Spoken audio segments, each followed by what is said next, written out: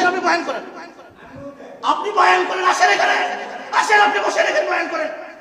কেন আপনি কথা বলবেন মাঝখানে? একদম চুপ থাকবেন বয়ানের সময়। আবার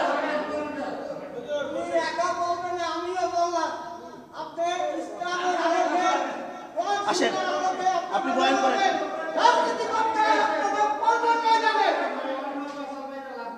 চিনলেন কেন?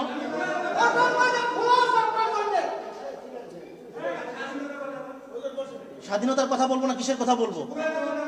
কেন? এইখানে বিগত আওয়ামী লীগ সরকার আমলের কথা বলছি, কেউ টু শব্দ করার সাহস করে নাই। আপনি কেন আজকে টু শব্দ করবেন? কেন আজকে আপনি টু শব্দ করবেন এখানে? কেন টু শব্দ করবেন এখানে আজকে?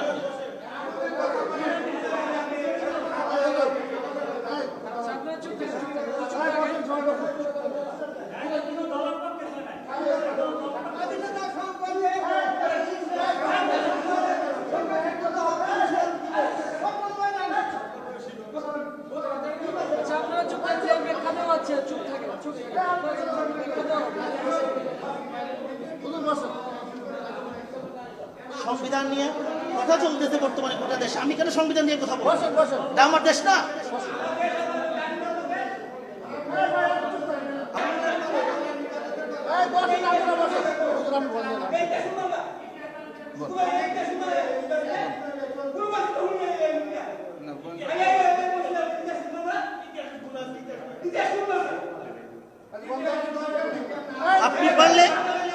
আপনি পারলে আপনি আসেন এখানে, আসেন বয়ান করেন, আপনি বয়ান করেন দেখি আপনি কি ইতিহাস শোনাবেন আমাদেরকে।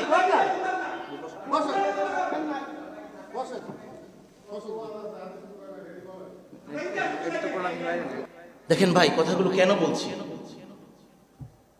আল্লাহ তাআলা সবাইকে খায়েশাত থেকে হেফাজত করেন। কথাগুলো বলছি এই জন্য, দেখেন এই রাষ্ট্র এটা কি শুধুমাত্র কোনো দলের রাষ্ট্র না, আমাদের সবার দেশ। সবার যদি দেশ হয় তাহলে আমরা সবাই কি মুসলিম না অমুসলিম? তাহলে বলেন, আমরা যদি মুসলমান হই তাহলে আমাদের এই দেশটা চলবে কি মুসলমানের সিদ্ধান্তে না কোনো অমুসলিমদের রচিত সিদ্ধান্তে? কোরআন অনুযায়ী না কোরআনের বাহিরের কোনো বিধান অনুযায়ী?